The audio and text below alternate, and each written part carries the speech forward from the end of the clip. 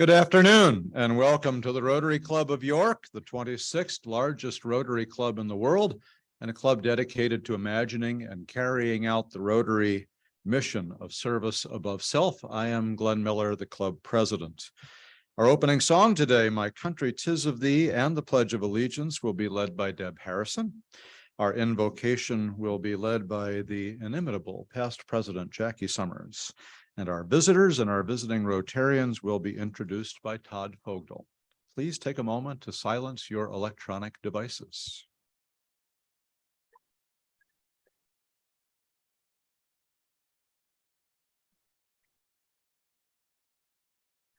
Please join me.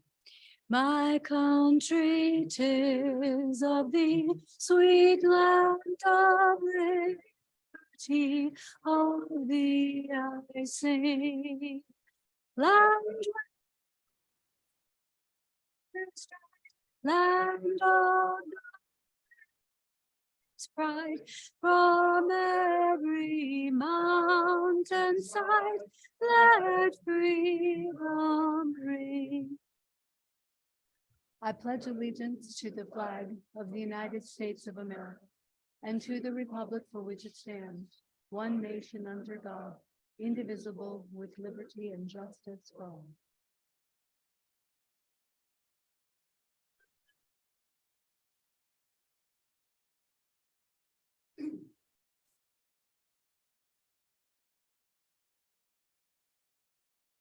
Good afternoon.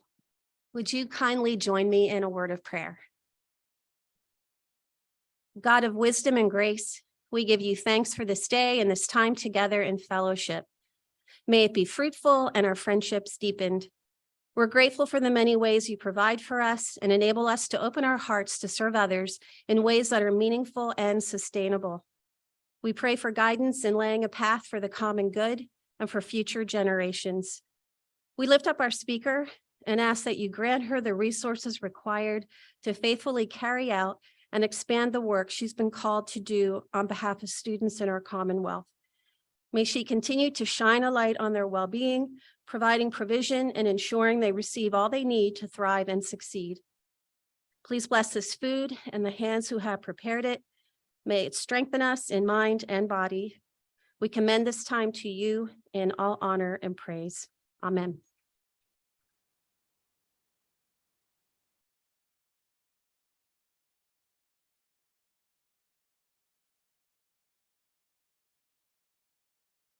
Good afternoon. I am pleased to have the honor of introducing our guests for today's meeting. To our guests, when I call your name, please stand and remain standing until President Glenn has welcomed you. We have any number of guests of youth leadership, and they include Thomas Seward, Heather Seward, Nora Gott, Madison Norman, Connor Taylor, Michelle Taylor, and Ruth Ackerman. Ellen Fryrick is here as a guest of her husband, Gordon Fryrick. John Prego is a guest of Alex Kataszewski. Gerald Proctor is also a guest of Alex Kataszewski. Deborah Best is a guest of Kim Alvarez. Cindy Donnelly is a guest of Tom Donnelly. And Amy Brillinger is a guest of Wilda Alessi. And Leon Butler, a guest of Jim Anderson. President Glenn.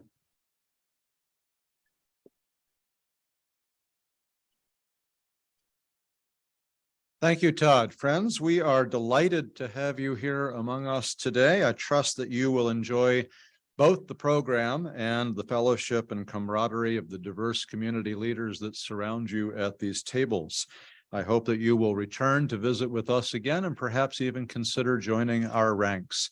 Rotarians, please help me welcome our visitors. You may be seated.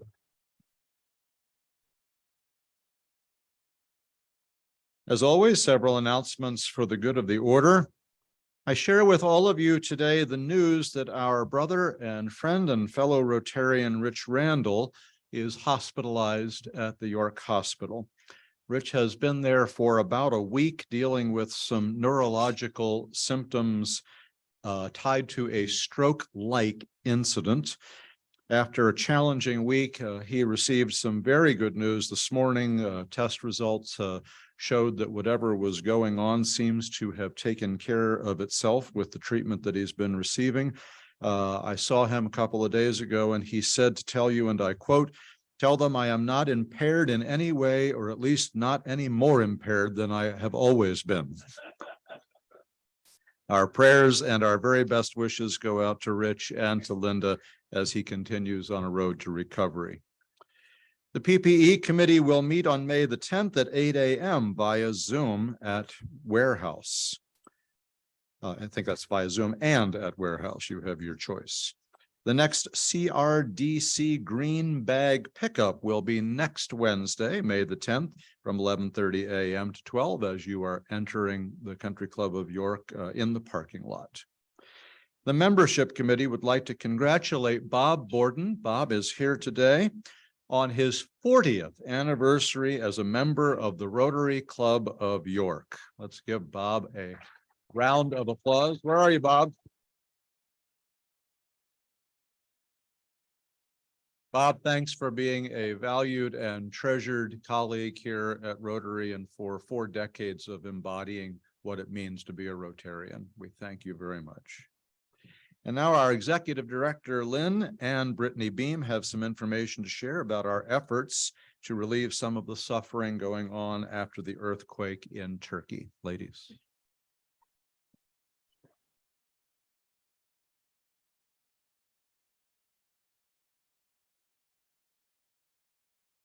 Thank you, President Glenn. So we're not Courtney, but we're here to represent Courtney while she's at home with baby Lucy, doing well.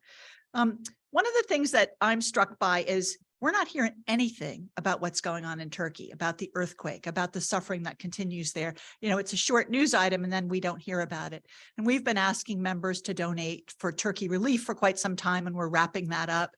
But we wondered, you know, what's been going on? So Courtney and Brittany reached out to their friends at TEMSA, which is the company that Bailey Coach buys their buses from, located in Turkey, that's working really hard on providing relief over there. So Brittany is going to talk a little bit about what we learned when we talked to TEMSA. Good morning. So when we spoke to TEMSA, they had relayed to us that they have been continuously helping the victims in their community since the day that the earthquake happened. With the donations from everybody from Rotary and across the world, they've assembled a team of more than 1,000 volunteers to help the people of their nation. They've formed a 200-person rescue team with heavy duty equipment to try to get everything dug out so everything kind of go back to normal. They provided over 600 generators and electrical infrastructures to bring electricity to buildings that are still standing, people who are rebuilding in all different kinds of buildings and businesses that they have there. They have set up mobile kitchens, which have the capacity to feed over 10,000 people at a time. They've provided personal hygiene supplies and mobile health teams. Some of the things that they've done is they've had people who have cosmetology licenses to come in to cut hair and to try to help the people there who have not had access to some of these resources for the last couple of months. And then the last thing that they've really been doing is they have built 44 communities of tiny homes or home containers. So people who don't have somewhere to live can have somewhere to stay other than some of the shelters. When they spoke with Courtney, they had mentioned that the need is great and the need continues, and they were extremely grateful and thankful for all of our donations that we have provided them.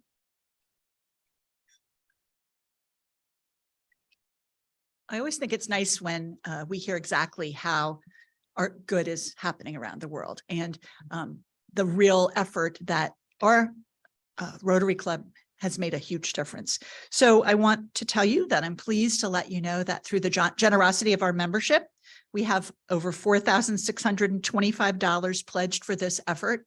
And if you recall, the CEF board voted to award a matching grant of up to $5,000 from those disaster funds. So we're going to be able to donate $9,250 to TEMSA through their charitable arm and help them continue with these efforts that we have just heard about.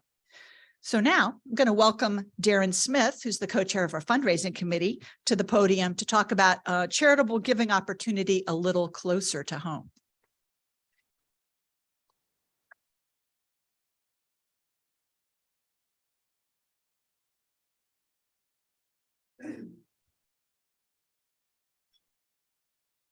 Darren saw me sitting at the table, so he said, you might as well come up and talk too. So I decided to show face today in case you didn't receive dozens of postcards in the mail or receiving hundreds of emails or see the billboards or the social media things. That Give Local York starts tomorrow night at 9:00 p.m. So that's something new this year. The 24-hour give will start 9 p.m. on Thursday night and go all the way till Friday at 9 p.m.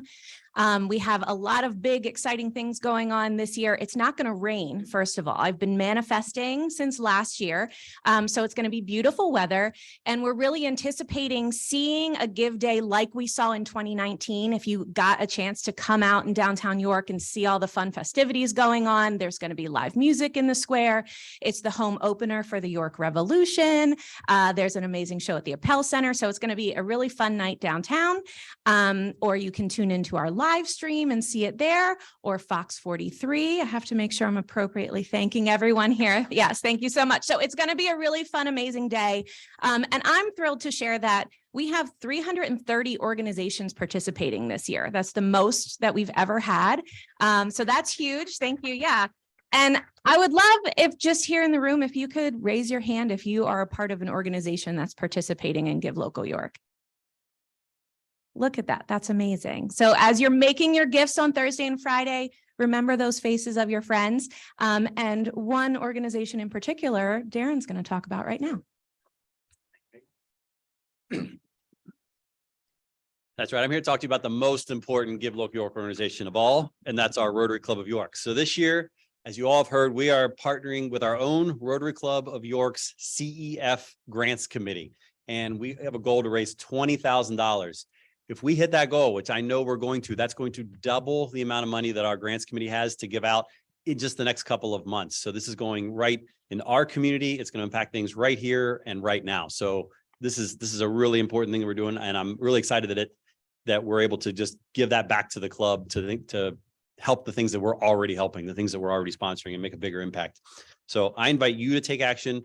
This is going to help us double the funding made available in this early summer.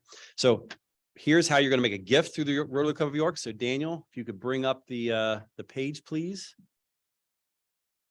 So you click on, there you go. So this is the on the Give Local York page, and then there should be check out the nonprofits, and I think there's a search button. There it is, Rotary, right up there. Type in search for Rotary Club of York.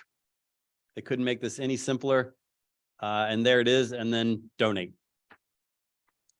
And, you don't have to limit yourself to $500. You can go higher if you'd like. That's acceptable. There's no maximum. And that's it. So just a couple little clicks and you can donate. If giving online is not your thing, you can still participate. Just email Lynn and let her know before, this Friday what you want to be donating, and she can make that happen. But we encourage you to go online and do that. So we hope you will join this effort with whatever you can give. Every single gift helps. All year, we've been using the theme of Imagine Rotary. So imagine the good we can do with $40,000 in our grants committee. That's going to be a huge impact. So thank you all and appreciate your participation.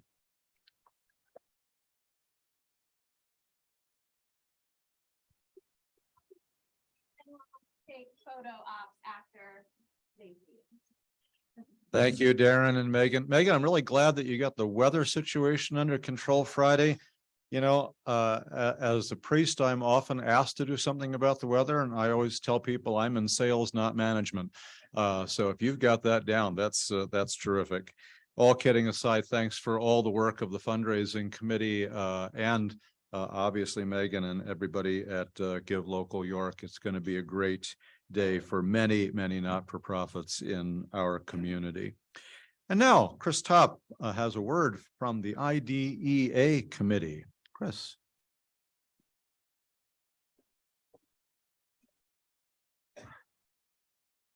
Thank you, President Glenn.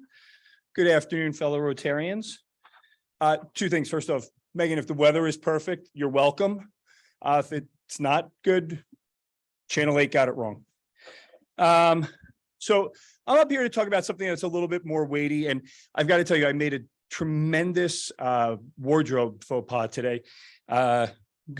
Mental Health Awareness Month would be green. Thank you, Jen, for wearing green today. I decided to wear pink for some reason, but we're going to talk a little bit about mental health. It's vital for us to understand the full impact of mental health crisis that we're currently in the throes of.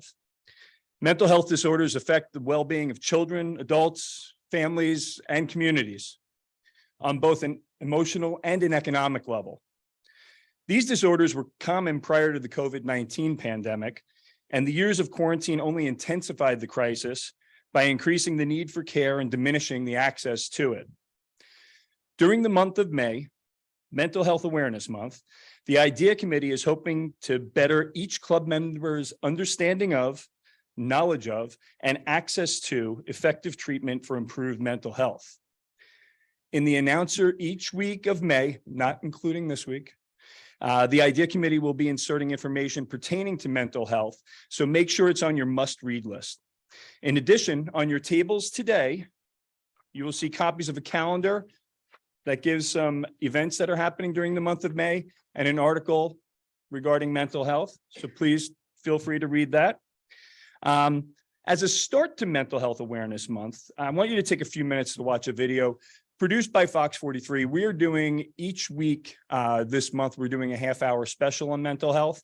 We know that it is an important enough topic for us. We are dedicating the first half of our 10 o'clock news once a week to covering this subject matter. And for those of you that have nothing to do on Memorial Day from 4 to 6 p.m., all 4 of those mental health specials will be condensed into one 2-hour special. So right now, I'd like you to watch. It's about a 7-minute video that's been put together and presented by Amy Lutz from Fox 43. Anxiety and depression, There's a loneliness out there. behavioral problems and addiction. What we see is how they're so intertwined. Mental illness wears many faces, spreading throughout our communities, They can't relate to their neighbors. devouring our friends, families, and coworkers, feeling more isolated and suicidal. and killing our will to live. No one realizes they need it until they need it.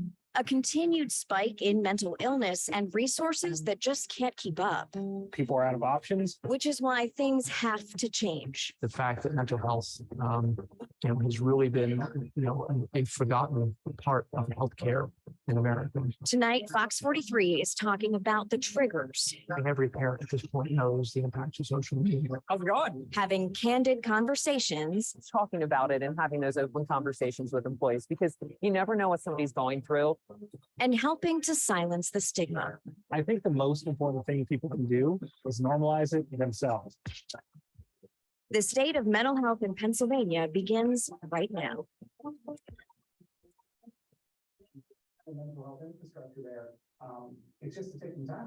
It's a continuously building crisis in Pennsylvania and across the nation, the growing need for mental health care and the lack of mental health support.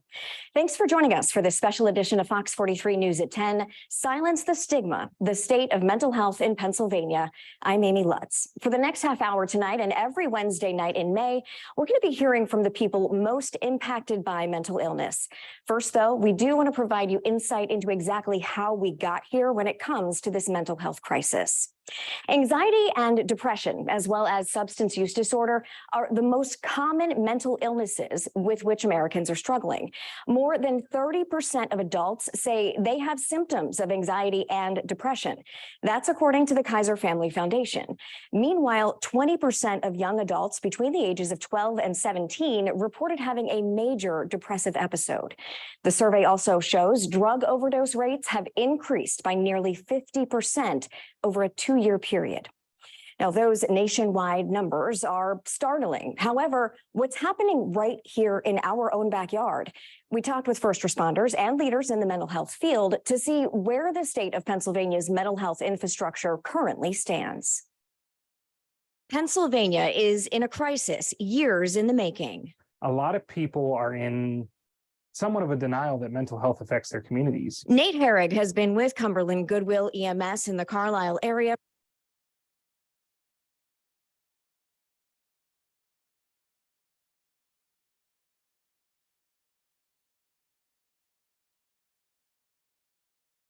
We're experiencing technical difficulties. Please stand by.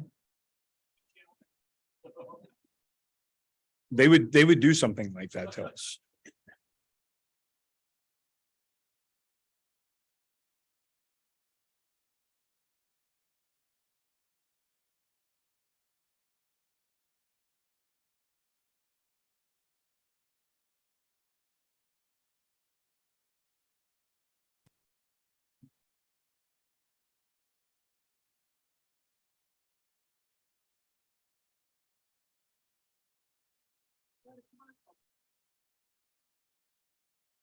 we might have to.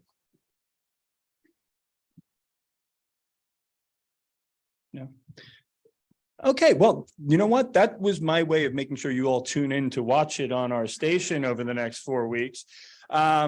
But needless to say, what we're at right now, we're at a spot right now with mental health in this area where there are really not enough beds to even accommodate the people that need the treatment that they have. As you'll see that when you watch it, that EMT worker that you're talking to 2 years ago, we interviewed him and was talking about the fact that they were having a tough time finding beds for people that were in dire need of mental health treatment. And even today, they said that when they are picking people up from this area, they generally, for mental health treatment, have to either drive them to Clarion, Pennsylvania, or Philadelphia, because there are not enough beds in this area to accommodate the need that we have right now. So that's something I just want you to take in and pay attention to, and just know that the IDEA committee this month is going to be putting out a lot of information on it. And I hope that not just this month, but in the time going forward, that you take the time to take care of not just yourselves, but your families, your friends, your colleagues, and maybe even a fellow Rotarian. It's a weighty topic, but I hope we all take it seriously and can talk open about it. Thank you very much.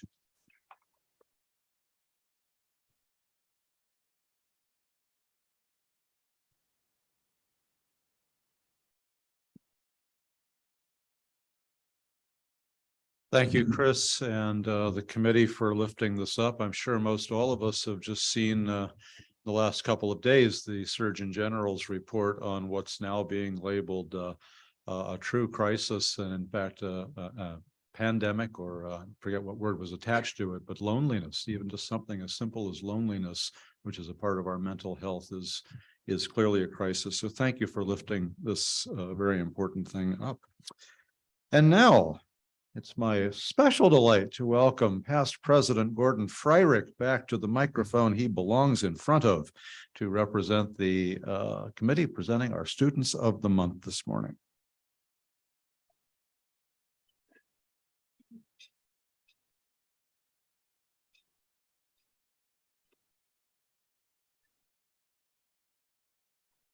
I would be remiss in not mentioning that newspapers never stop in the middle of reading them.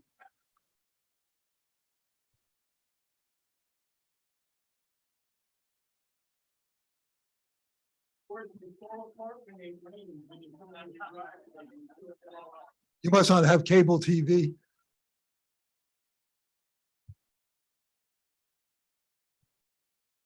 Imagine has been the Rotary theme for the past 10 months. We've heard several times today. And that has led me to thinking, imagine driving around York without seeing a road work ahead sign. Can't do it. Imagine if there were no York Adams Academy Alternative High School based at the former Central York building. Since 1990, more than 4,200 students who otherwise would not have earned their high school diplomas from York Adams Academy. Today's Students of the Month are members of this year's senior class and will be graduating on June 1st. Madison Norman lives in New Cumberland, and her home district is Cedar Cliff. She likes to work on cars and enjoys travel. Thomas Seward's home school district is York Suburban, yay. He enjoys playing the piano and guitar. Please welcome and imagine the bright futures of Madison and Thomas.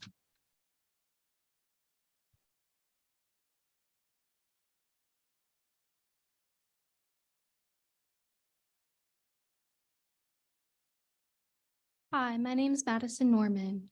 I decided my junior year in high school that the traditional school setting was not working for me. Many things were going on in my life, and I knew that I needed a change. I was afraid if I stayed at Cedar Cliff, I wasn't going to graduate. YAA has helped me because it allowed me to attend school while I worked and helped my mom watch my younger brother.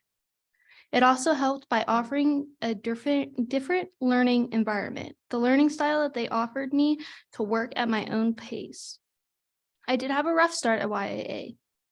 I had to learn self-motivate and find a good support system to keep me motivated. I am going to continue my education at HAC to get my associate's degree in science and nursing. Without YAA, I wouldn't be able to graduate and achieve my goals for the future. I want to thank the staff at YAA and everyone who has helped me get where I am today. I want to thank all of you for the opportunity to be here today and to share my thoughts about York Adams Academy and my future plans.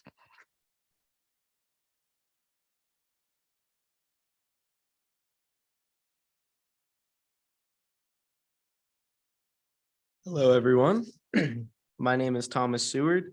I went to York Suburban for 10 years of my life, and in a month I'll be graduating from York Adams Academy.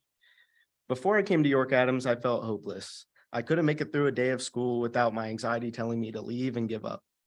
Knowing I had to be in a classroom for 8 hours didn't get me excited to learn anything. So I am emotional. I'm an emotional guy. But that's what school's all about. Not about the grade you get on a test, not about how many missed homework assignments you have. It's about learning and getting kids excited to learn. Every person takes information differently, and when I got to York Adams, I knew it would work for me. They made the workload doable and provided all the help I need to reach my goals.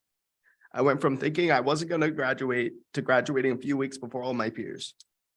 The school has introduced me to many options of what I want to do next, and I'm happy to announce I'll be going to the Academy for Media Production to pursue my goal of being an audio engineer. All that being said, thank you to YAA. YAA is a truly incredible program, and I can't thank my teachers enough for helping me reach my once impossible goal of graduation. I also want to thank all of you for having me here today to share my story. Thank you.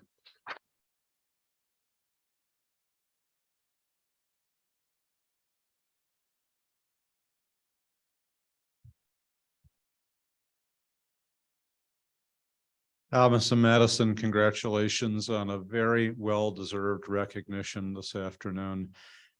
We have been doing a lot of imagining in this year, but it's wonderful to have two people who embody what happens when we go beyond imagining to actually accomplishing.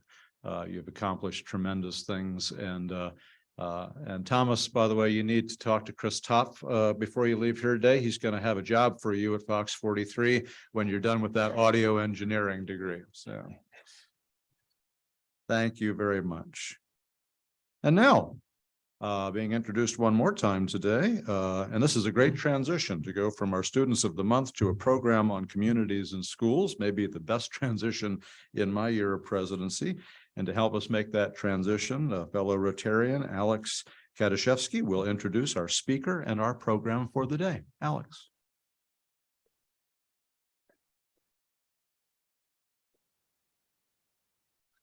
All right, thank you.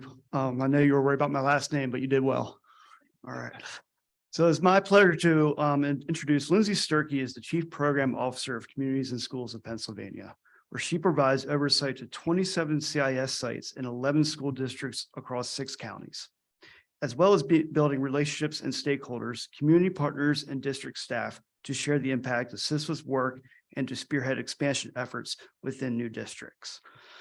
Communities and Schools of Pennsylvania is an affiliate of the National Communities and Schools Network, which operates in 27 states and the District of Columbia and serves more than 1.2 million youth annually.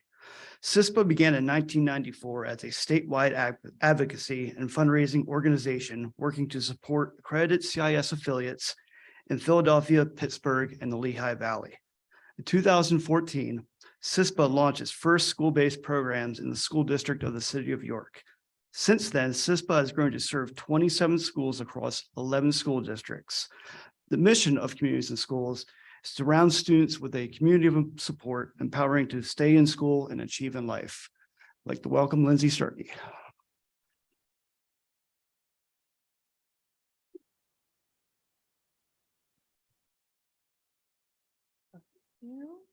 Good afternoon, everyone. It's so great to be here. Thank you, Alex, for that very kind introduction. I just want to state for the record, I did not make Alex say those things because I am his boss. Right? Right.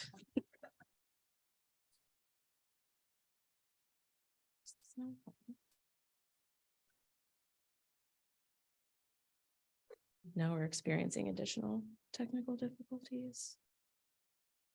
There we go.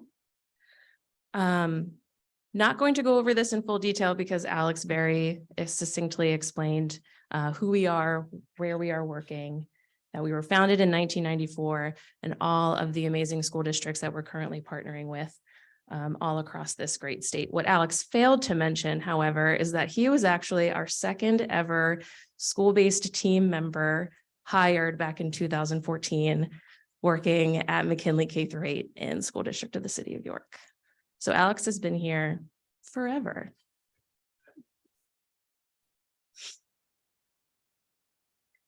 So as Alex also stated, CISPA's mission is to surround students with a community of support, empowering them to stay in school and to achieve in life.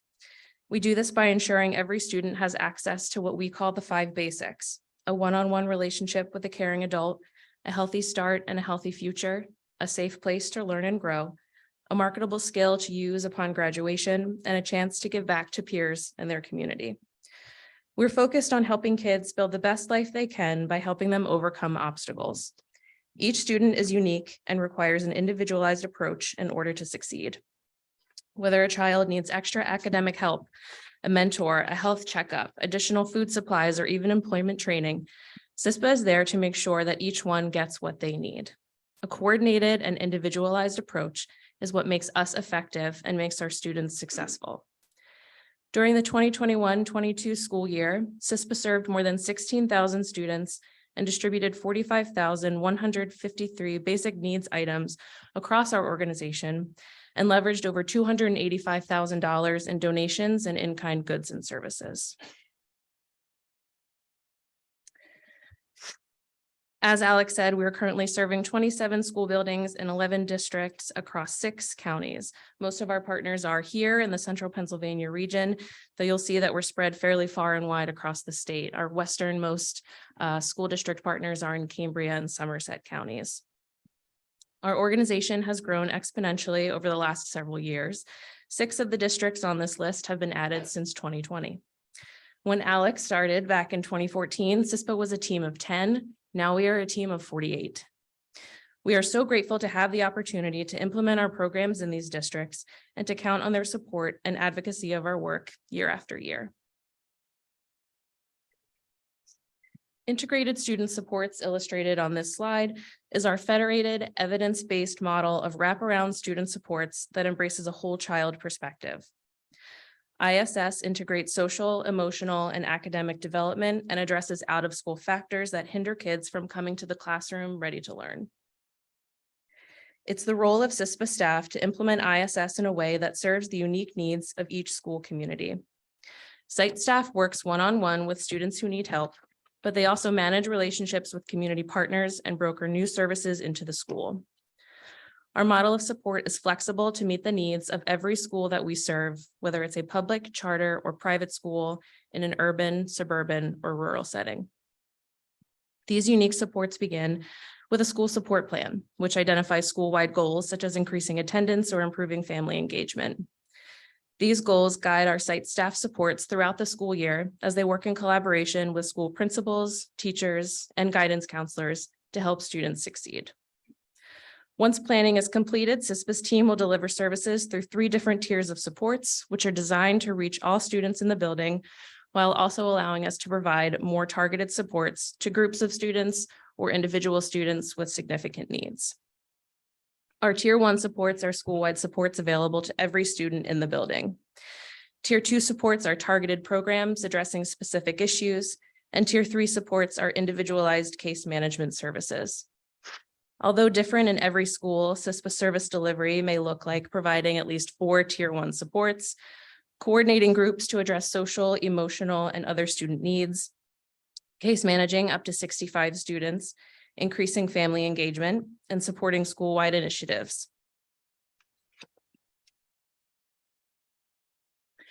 One question that Alex and I hear fairly often is, how are we able to have such a strong relationship with X district? Because someone may have heard that they are difficult to work with.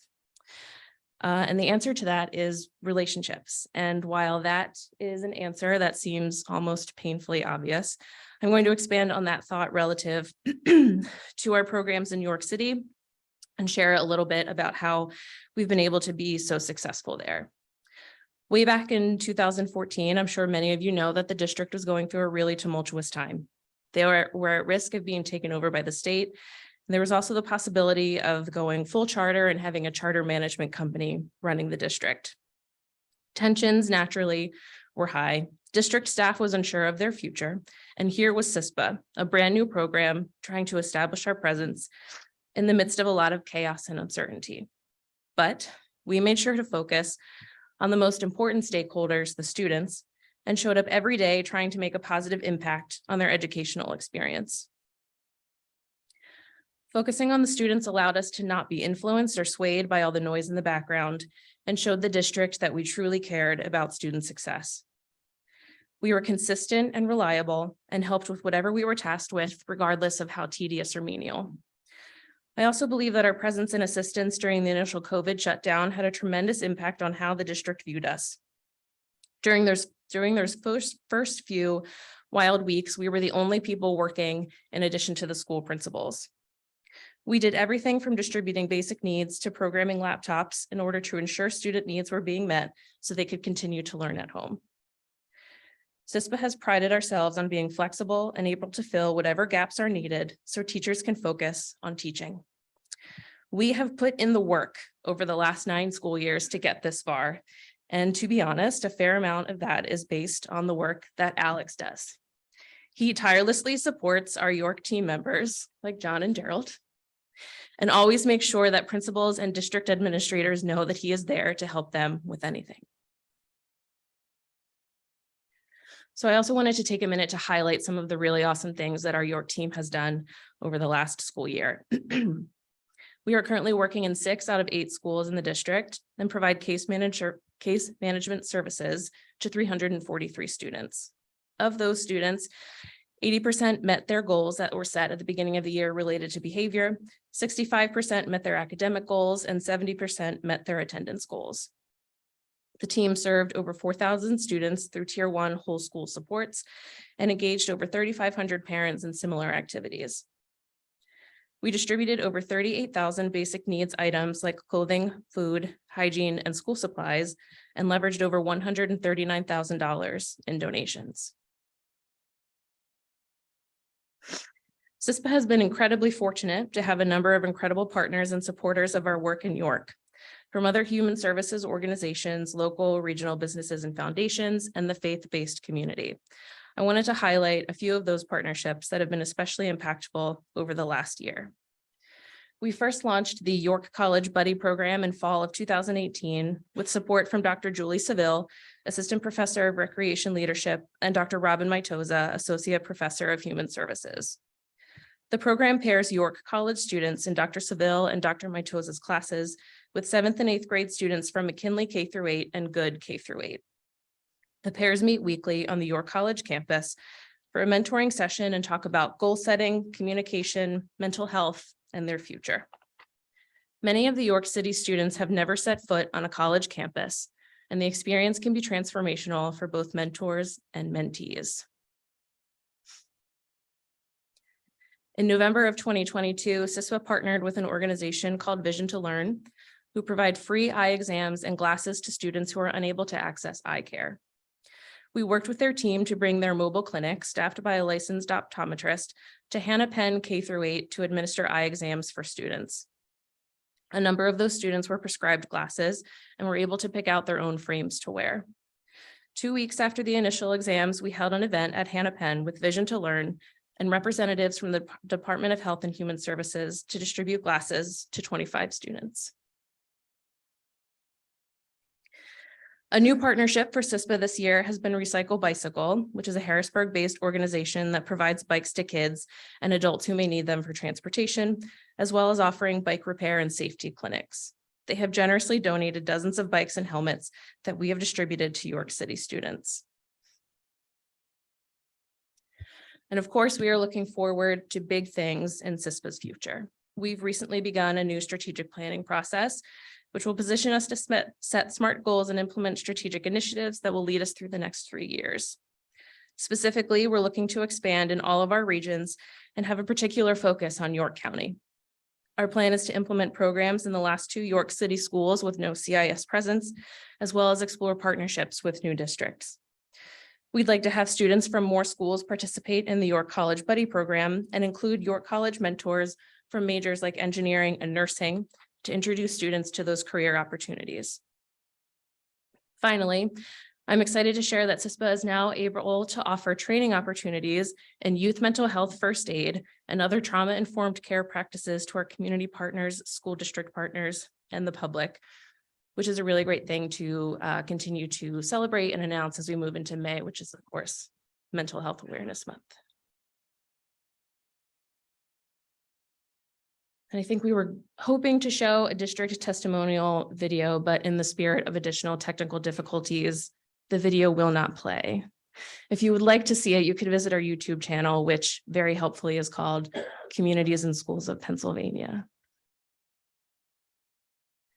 I wanted to thank you all again for inviting us here and giving us this opportunity to share more about Communities and Schools of Pennsylvania and what we do. Thank you to President Miller for having us again.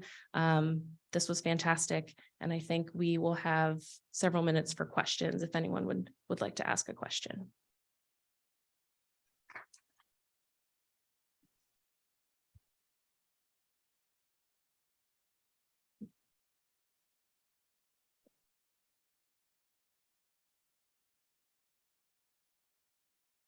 Yes.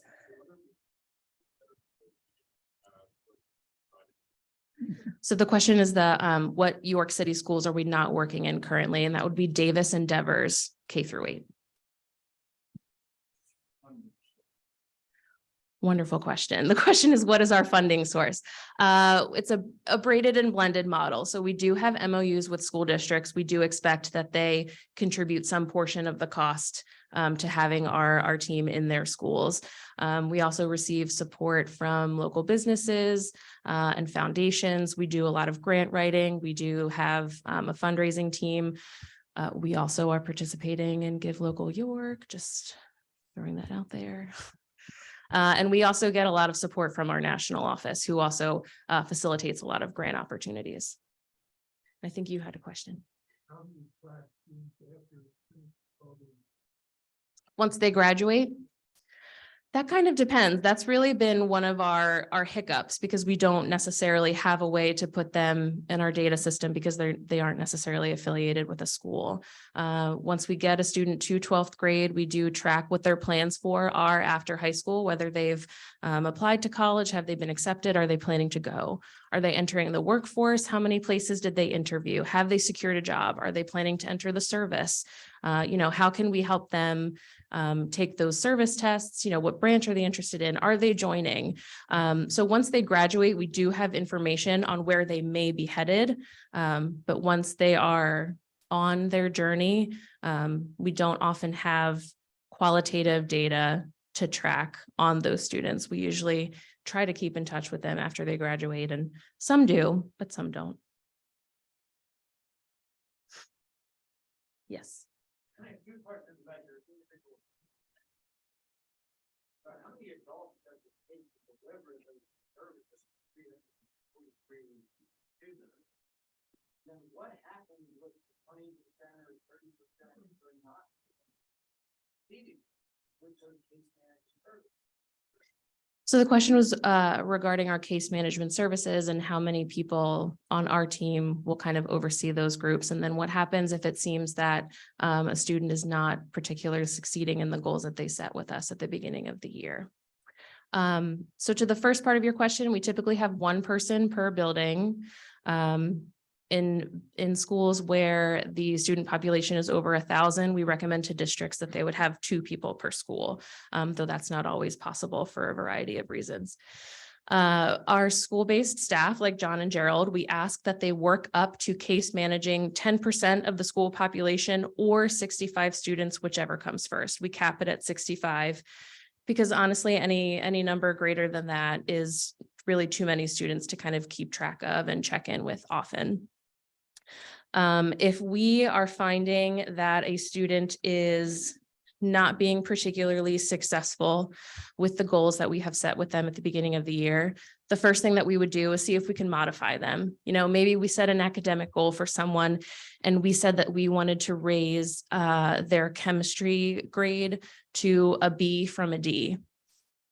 That can be a pretty big increase. And maybe due to a variety of other factors, both in school and outside of school, maybe that's not really working. So we can go back to that student and say, how can we adjust this so that you do feel that you're making progress and that you are feeling successful? Maybe we go back and modify it and say, hey, instead of a D, we'd like you to have a C so that you're at least passing.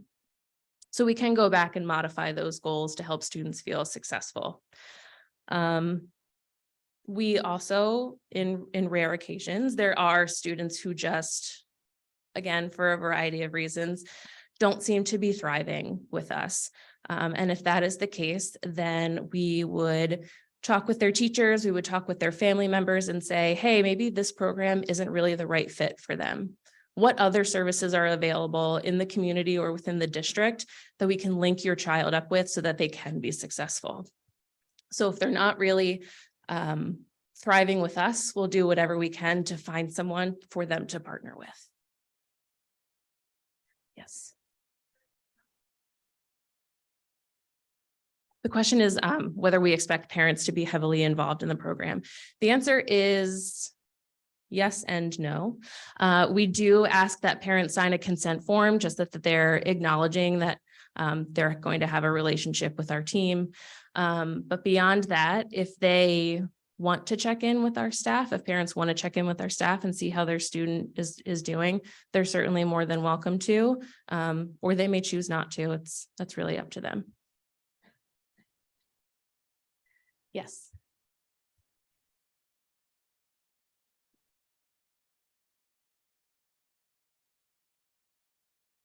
Sure. The question is why it's important for us to be within the school. It's really important for us to be embedded and integrated into that school community, so that our team is trusted.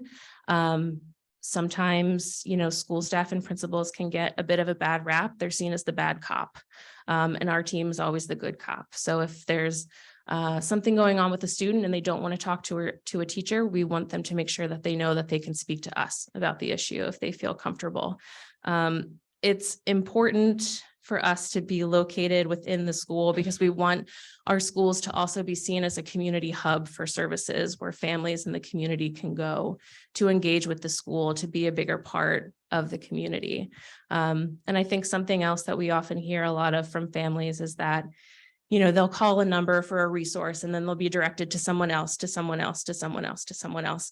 And we're hoping that if we can kind of consolidate as many resources to be within the school as possible, families won't really get a runaround. It'll be a one-stop shop where people can come and they can speak to or get help with whatever they need.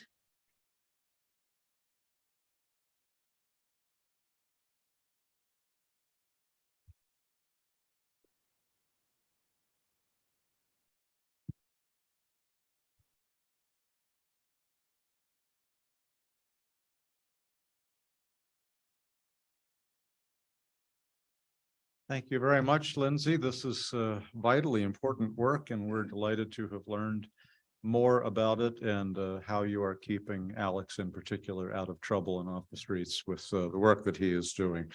Very, very grateful. Lindsay has signed the book plate in the book, Don't Ask Me Where I'm From by Jennifer DeLeon, which will be donated appropriately enough to the York Adams Academy School, along with a bookmark created by students at Creative York. Next week, we will hear from Gregory Poska, Vice President of Operations at EMCO Industries. EMCO has been manufacturing high-quality, long-lasting chairs and other related products for almost 80 years. Since 1944, these chairs are handmade by craftsmen in Hanover, Pennsylvania, right here, using the same process steps as originally designed. Chances are you have either sat in or have seen EMCO chairs on TV or film.